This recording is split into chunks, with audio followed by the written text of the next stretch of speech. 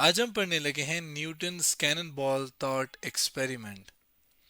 Newton का एक cannon ball यानी गोले वाली जो गोला जो होता है उससे रिलेटेड एक एक्सपेरिमेंट जो कि थॉट यानी ख्याली एक्सपेरिमेंट, जो बैठे बैठे उसने सोचा वो वाला एक्सपेरिमेंट, जिसके बारे में हम पहले भी पढ़ चुके हैं। आज हमने इसके बारे में मज़ीद पढ़ना है। लास्ट टाइम क्या पढ़ा था? यही पढ़ा था कि कैसे एक ऑब्जेक्ट इस ज़मीन के इर्द गिर्द जो कि चांद जैसे घूम रहा है, तो क्यों एक कोई भी एक ऑब्जेक्ट एक ख़ास रास्ते में ख़ास ऑर्बिट के अंदर क्यों घूमते हैं, उनकी पीछे रीज़न क्या है। तो उसकी एक्सप्लेनेशन असल में एक्सपेरिमेंट देती है, जिसके बारे में हमने पढ़ा था कि एक्सपेरिमेंट क्या है और उसको किस चीज़ पर किस चीज़ न्यूटन को किस चीज़ ने इस एक्सपेरिमेंट पर सोचने पर मजबूर किया। और इसके साथ साथ एक कोई भी चीज़ एक ख़ास ऑर्बिट में जब घूमती है तो उसके पीछे कॉन्सेप्ट क्या होता है। फिर उसके मुख्तलिफ केसेस थे कि अगर एक गोले को हम एक ख़ास रफ्तार के साथ फेंकें, रफ्तार स्लो हो तब क्या होगा, इक्वल टू ऑर्बिटल वेलोसिटी हो तब क्या होगा, और अगर बहुत ज़्यादा हो तब क्या होगा, जो कि आज हमने देखना है। और एनिमेशन भी मैं आपको दिखा देता हूँ कि इस एनिमेशन से मैंने आपको समझाया था कि आपके पास मिसाल दे रहा हूँ। चलें, इसको यहाँ से मैं मारूंगा तो ये बॉल यहाँ से एक ख़ास कैनन पड़ी हुई है ऊपर, जिसने गोला फेंकना है। ये एक गोला है जो कि एक ख़ास रास्ते में जा रहा है। तो ये रास्ता, इसको ख़ास एक रफ्तार दी गई है और ये रफ्तार जो है ये इसको मजबूर करेगी कि ख़ास रास्ते में ऑर्बिट में घूमें। अगर मैं रफ्तार कम देता तो ये अपनी जगह पर ही रुक जाती, जैसे मैं आपको दिखाता हूँ। लेकिन ये रफ्तार कम दी तो उधर ही गिर गई। और ये सब कुछ हो रहा है एक ऊंचे से पहाड़ पे, जो कि न्यूटन ने ख्याली तौर पर इमेजिन किया था कि यार अगर हम ज़मीन पे एक बहुत ऊंचा पहाड़ यानी जो हवा के जो एटमॉस्फेयर है उससे भी ऊंची उसकी हाइट हो, उस पर हम एक गोला वहाँ से फेंकें तो क्या होगा, जिसके बारे में पहले वीडियोस में डिटेल से पढ़ चुके हैं। तीसरे केस पर बात करें जिसमें रफ्तार एक जो जिससे रफ्त स्पीड की मैं बात कर रहा हूँ, गोले को जिससे फेंकना है वो अगर बहुत ज़्यादा हो तो क्या होगा। ये चीज़ मैं आपको pensar.physics.leosvilla.edu की वेबसाइट से दिखा रहा हूँ। इसके अंदर मैं आपको वही बिल्कुल जैसे मैंने पहले बताया था, इसको मैं ज़रा फायर करता हूँ। जो ही यहाँ से फायर करता हूँ, लेकिन स्पीड बहुत ज़्यादा है, फुल मैक्सिमम कर दिया। इससे क्या होगा कि ये गोला बारूद ज़मीन की हदूद से, ज़मीन की ग्रेविटी से बाहर निकल जाएगा और फिर क्या करेगा, ज़मीन से फ्री हो जाएगा, स्केप हो जाएगा। यानी कि ज़मीन की पहुंच से बाहर, आप कह लें एक किस्म का आसान अल्फाज में कहूँ तो स्केप हो जाएगा, बाहर चला जाएगा। यहाँ पे एनिमेशन की तस्वीर ले आया हूँ। और इसके अलावा इसमें हुआ क्या है कि क्यों ऐसा हुआ है। असल में जो ज़मीन की ग्रेविटी है, जिसे हम ग्रेविटी यानी ज़मीन जो कि अपनी चीज़ हर चीज़ को अपनी जानिब खींचती है सेंटर की जानिब, वो इतनी ज़्यादा इस केस में नहीं होगी। उतनी ही होगी जितनी है, लेकिन इस केस में हमने रफ्तार इतनी दे दी है कि वो इतनी तेज़ी के साथ क्या करेगा कि बाहर निकल जाएगा कि ज़मीन की ग्रेविटी का बस ही नहीं चलेगा और वो उसके साथ कुछ कर ही नहीं पाएगा और वो बाहर चली जाएगी। जो भी गोला है आप कहना, वो बाहर चला जाएगा। ठीक है। और आगे क्या होगा, it escape the earth's gravity completely, और ज़मीन की जो ग्रेविटी है उसके एक हद से बाहर चली जाएगी। वैसे तो ज़मीन की जो ग्रेविटी है कि कशिश है कि दूसरे मैस को अपनी जानिब खींचना है, वो तो इन्फिनिटी तक है यानी बहुत ज़्यादा तक है। लेकिन यहाँ पे कंप्लीटली का मतलब कि दोबारा वो ज़मीन की जानिब शायद ही आ पाए, नहीं आ पाएगा, तकरीबन बाहर चला जाएगा। जिसे एक एक ख़ास रफ्तार के साथ फेंका है, वो ख़ास रफ्तार को असल में पता है क्या कहते हैं, उसको हम कहते हैं एस्केप वेलोसिटी। तो वो रफ्तार जिसके साथ हम एक बॉडी को फेंकें जिससे वो ज़मीन की ग्रेविटी से बाहर चला जाए, उसको हम कहते हैं एस्केप वेलोसिटी। वेलोसिटी यानी ख़ास डायरेक्शन में फेंका जाए तभी ज़ाहिर जाएगी ना। ठीक है। अब नीचे की जाने फेंकेंगे तो नहीं जाएगी, ज़ाहिर है ख़ास डायरेक्शन के साथ देनी पड़ेगी। तो अगर एक ख़ास डायरेक्शन में स्पीड दे दें तो उसको हम वेलोसिटी कहते हैं। तो ये था तीसरा केस हमारे पास। अब तीसरा केस हमने देख लिया, जो कि ज़ाहिर है बाहर तो जाना था। बाकी दो केसेस के अंदर हमने ये देखा कि उसके अंदर या तो ऑब्जेक्ट ज़मीन के ऊपर आके गिरा था या तो ज़मीन के गिर एक ख़ास रास्ते में जा रहा था, ऑर्बिट में मूव कर रहा था। हमारे लिए जो अहम बात है ना, वो आपके लिए ज़्यादा अहम है, वो दूसरा केस है। कैसे भला देखें, हम यही जानना चाहते थे ना कि चांद क्यों ज़मीन के इर्द गिर्द घूमता है एक ख़ास रास्ते में। तो वो ख़ास रास्ते में क्यों घूमता है वो हमें केस टू ज़्यादा अच्छे तरीके से बताता है। लेकिन इस दौरान भी अगर आप देखें, केस टू के दौरान भी अगर मैं एक बात आपको बता दूं, भला क्या वो असल में बात यह है कि इवन दो कि वो एक ख़ास न्यूटन ने एक बात एक्सप्लेन की थी कि चूंकि एक ऑब्जेक्ट जो है वो ऑर्बिट कर रहा है एक ख़ास रास्ते के अंदर, लेकिन इसका मतलब ये नहीं है कि वो एक ख़ास रफ्तार के साथ ऑर्बिट कर रहा है तो उसकी एक्सेलरेशन नहीं होगी। नहीं, उसकी एक्सेलरेशन तब भी होगी और वो एक्सेलरेट करेगा। उसकी रीज़न क्या है, वो रीज़न मैं आपको यहाँ पर बता देता हूँ। देखें, एक्सेलरेशन हम किसे कहते हैं?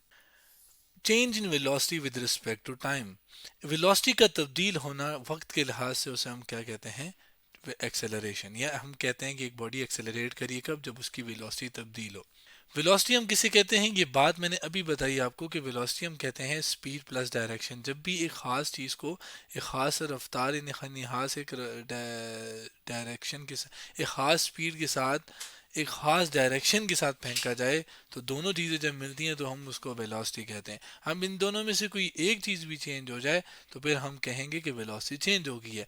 अब जब एक चीज़ एक ख़ास ऑर्बिट में मूव करती है, उसकी वेलोसिटी बेशक अगर सेम है, लेकिन उसकी डायरेक्शन तो हर पॉइंट पे डिफरेंट होती है। भला कैसे? कि मिसाल के तौर पर ये गोला यहाँ पर था और इस वक्त इसकी डायरेक्शन यहाँ पर थी। यही वो वजह थी, याद रखिएगा। ये वो बेसिक कॉन्सेप्ट था एक खास ऑर्बिट में मूव करने का, कि वो कैनन या कोई भी चीज़ जाना सीधी चाहती है, यानी उसकी डायरेक्शन ये होती है, लेकिन ज़मीन की फोर्स की वजह से वो फिर थोड़ा टिल्ट हो जाती है। यहाँ पर जब वो पहुँचती है तो दोबारा से उसकी डायरेक्शन ये हो जाती है, लेकिन ज़मीन की फोर्स की वजह, यानी वो आगे जाना चाहती है लेकिन ज़मीन की फोर्स की वजह से उसकी डायरेक्शन या वो थोड़ा सा नीचे हो जाता है। और फिर करते करते आगे मज़ीद देखो तो यहाँ पर उसकी मुख्तलिफ डायरेक्शन होती है, वो इधर जाना चाहता है लेकिन ज़मीन की फोर्स की वजह से वो यूँ होता है। इन आप आसान अल्फाज में कहूँ तो आपके पास होता क्या है कि वो सर्कुलर ऑर्बिट में तो मूव करता है, लेकिन हर एक पॉइंट पे उसकी डायरेक्शन क्या होती है? मुख्तलिफ होती है। तो यही वो रीज़न है, क्या भला, कि Newton explain that an orbiting object still accelerate, यानी न्यूटन ने एक्सप्लेन की थी ये बात कि एक ऑर्बिट में घूमने वाला एक ऑब्जेक्ट एक्सेलरेट करता है। क्यों? बिकॉज उसकी रीज़न उसने फिर दी। क्या रीज़न दी भला? कि जो मैंने अभी आपको बताई उर्दू में, कि its direction is consistently changing even if speed remain constant. यानी कि उसकी जो डायरेक्शन है वो बार बार चेंज हो रही है, बार बार तब्दील हो रही है। हालांकि even though even even if even क्या मतलब, हालांकि उसकी जो स्पीड है ना वो सेम है, वो चेंज नहीं हो रही, वो रिमेन्स कांस्टेंट यानी सेम ही है, लेकिन चूंकि उसकी डायरेक्शन जैसे मैंने बताया चेंज हो रही है, तो हम क्या कहेंगे कि उसकी वेलोसिटी चेंज हो रही है, जिसका मतलब एक्सेलरेशन पैदा होगा। और ऐसे एक्सेलरेशन को उसने कहा सेंट्रीपिटल एक्सेलरेशन। यानी ऐसे एक्सेलरेशन जो कि ख़ास ऑर्बिट में एक चीज़ घूमती है, एक ख़ास सर्कुलर पाथ हो, ऑर्बिट उसके अंदर घूमती है, तो उसके पास जो एक्सेलरेशन उसकी होती है वो सेंट्रीपिटल एक्सेलरेशन होती है, जिसकी वैल्यू उसने हमें एक मैथमेटिकली एक फॉर्म में दी थी, ए फॉर एक्सेलरेशन। जबकि क्या है हमारे पास उसकी वैल्यू क्या थी? V square over R. जबकि यहाँ पे कुछ जगहों पे नेगेटिव भी लगाया जाता है, लेकिन नेगेटिव का मतलब क्या होता है कि उसकी जो डायरेक्शन एक्सेलरेशन की वो सेंटर की जानिब है। किस सेंटर की जानिब? उस ऑर्बिट के सेंटर की जानिब। ठीक है। अगर हम मैग्नीट्यूड की बात करें तो यहाँ पर नेगेटिव को मैं फिलहाल इग्नोर करता हूँ, सिर्फ मैग्नीट्यूड की बात हो रही है। यहाँ पे वी स्क्वेयर बराबर आर, और वी स्क्वेयर क्या है? वी असल में उस ऑर्बिट में घूमने वाली रफ्तार को हम कहेंगे, जिसका स्क्वायर यानी दो दफ़ा मल्टीप्लाई किया जाए वो है फिर। जबकि R radius of the circle कहूँ या रेडियस ऑफ द ऑर्बिट कहूँ, ठीक है, तो ये रेडियस ऑफ द ऑर्बिट है जिस ऑर्बिट के अंदर वो चीज़ घूम रही है। अब यहाँ पर एक्सेलरेशन पैदा करने के लिए कोई ताकत की ज़रूरत होती है, वेलोसिटी या डायरेक्शन चेंज करने के लिए एक ताकत की ज़रूरत है। वो ताकत यहाँ पर ग्रेविटी है, और ऐसी ताकत जो सेंट्रीपिटल एक्सेलरेशन पैदा करे या एक चीज़ को एक ख़ास ऑर्बिट में घुमाए, उस ताकत को, उस फोर्स को हम सेंट्रीपिटल फोर्स कहते हैं। और ये सेंट्रीपिटल फोर्स असल में सेंट्रीपिटल एक्सेलरेशन पैदा कर रही है। तो ये उस ऑर्बिट में घूमने वाली चीज़ें थी जो कि हमने देखी। और बाय द वे ये एक्सेलरेशन क्या है? By the way A for acceleration है, और ये बाद में जाहिर है इसके बारे में स्टडी किया गया, तो एक एक्सेलरेशन के लिए जो भी एक इक्वेशन निकाली गई वो ये थी। अब अगर हम वापस ज़रा केस ए पे आए, यानी जो पहला केस था उसके ऊपर आ जाए हम, जो कि हमने यहाँ पर पढ़ा था। इसके अंदर अगर आप इस रास्ते को देखें तो ये रास्ता एक ख़ास रास्ता है, जो कि इस केस में मैं यूं बता रहा हूं, और अगर थोड़ा और जोर से बताता तो वो यूं जाके गिरता है। ठीक है। अब इसके अंदर एक कैनन या कोई भी बॉल है या कोई भी चीज़ है, उसने आगे की जानिब कितना फासला तय किया, यानी हॉरिजॉन्टल फासला कितना तय किया। और या आप कहने चले मैं इसको ऐसे दिखाऊं, तो मिसाल के तौर पर एक ये ज़मीन है, ज़मीन के लिहाज से देखेंगे तो हम कहेंगे यार एक चीज़ ऊपर से नीचे चली गई यूं करके, या चलें चलें हाइट से हमने फेंकी थी, तो हाइट से फेंकने का मतलब उसकी ये उसकी ये रास्ता था, ठीक है, थोड़ा ज़ोर से फेंकेंगे तो ये रास्ता हो जाएगा। लेकिन फ़िलहाल हम उसको एक ही रास्ता ले लेते हैं। अब इसके अंदर कि उस इस रास्ते के दौरान कितना आगे की जानिब फासला तय किया गया और उसकी हाइट क्या थी, इसके बारे में भी हमें पता है, इसकी इक्वेशन भी निकाली गई थी। असल में इस रास्ते को या इस ऐसी हरकत जिसमें ये रास्ता देखा जाए या इस रास्ता किया जाए, तय किया जाए, तो उसको मोशन को, उस हरकत को हम प्रोजेक्टाइल मोशन कहते हैं, और इस रास्ते को प्रोजेक्टाइल पाथ, जिसमें एक बॉडी आगे भी जा रही हो और नीचे या ऊपर नीचे भी जा रही हो। तो इसमें नीचे भी आ रही है और आगे भी जा रही है, तो टू डायमेंशन इसे हम कहते हैं, दो डायमेंशन में तय करना, तो ये हमारे पास क्या है, प्रोजेक्टाइल मोशन। और इसके अंदर प्रोजेक्टाइल मोशन के कॉन्सेप्ट लगाए जाएं अगर, तो आगे कितना फासला तय किया गया है, अगर मैं उसको x कह दूं, तो वो फासला हम निकाल सकते हैं, हॉरिजॉन्टल डिस्टेंस जिसे मैं कह सकता हूँ, वो हम निकालते हैं। कैसे भला, अगर हम v को यानी स्पीड को मल्टीप्लाई कर दें किसके साथ, टाइम के साथ, ये तरीका होता है। असल में इसमें t क्या है, ये है टाइम, जबकि जो v क्या है, ये वो रफ्तार है जिस रफ्तार के साथ शुरू में फेंका गया है, ज़ोर से फेंकेंगे तो ज़्यादा आएगा। और जबकि x क्या है, ये वो हॉरिजॉन्टल फासला है जो कि तय किया गया है। यहाँ पे लेबलिंग भी मैंने कर दी है कि कौन सी चीज़ क्या है।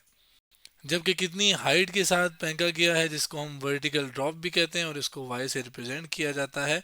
और ये भी प्रोजेक्टाइल मोशन के कॉन्सेप्ट का इस्तेमाल करके हमने निकाला था कि वाई वर्टिकल ड्रॉप जिसको हम वाई कहते हैं, वो हम निकाल सकते हैं किसके ज़रिए, ये आप कह लें कैसे, 1/2 GT स्क्वायर। इसमें वो ये याद रखें कि ये वो टाइम है जिस टाइम के दौरान उसने पूरा सफ़र तय किया, और v वो रफ्तार है जिसके साथ फेंका गया था, और x वो फासला है जो कि आगे की जानिब तय किया गया। इसमें ये वो हाइट है जिससे फेंका गया, ये जो हाइट उसने तय की, कितनी देर में तय की, ये वो टाइम है, यहाँ पर भी मैंने लिखा हुआ है। जबकि जी क्या है, अब ये जाहिर है किसकी वजह से नीचे आ रहा है, ये ज़मीन की लगाई हुई ताकत की वजह से नीचे आ रहा है ना। तो ज़मीन जब ताकत लगाती है, ग्रेविटेशनल फोर्स, उसकी वजह से जो एक्सेलरेशन पैदा होता है उसे हम ग्रेविटेशनल एक्सेलरेशन कहते हैं। ये उसकी वैल्यू है, वो जो भी वैल्यू होगी सफ़र के दौरान सतह के ऊपर, वो 9.8 होती है, जो भी ऊपर हाइट चूँकि ज़्यादा है, तो जो भी वैल्यू होगी हम वो डाल सकते हैं। तो ये हम वो वर्टिकल एक्सेलरेशन थी जो कि केस वन के लिए हमने देखा। तो केस वन के लिए क्या हॉरिजॉन्टल फासला, क्या वर्टिकल चीज़, ये सब कुछ मैंने आपको समझाया, जो कि न्यूटन ने मुख्तलिफ कॉन्सेप्ट का इस्तेमाल करके बताया था, या हम बता सकते हैं। तो ये था हमारे पास अगला लेक्चर, जिसके अंदर मज़ीद जो चीज़ें रह गई थी वो हमने डिटेल से देख ली हैं। तो ये था हमारे पास न्यूटन कैनन थॉट एक्सपेरिमेंट का दूसरा पार्ट, जिसके अंदर हमने इसके बारे में मज़ीद पढ़ा। तो आज हमने क्या किया, Newton's cannon ball thought experiment के बारे में मज़ीद पढ़ा।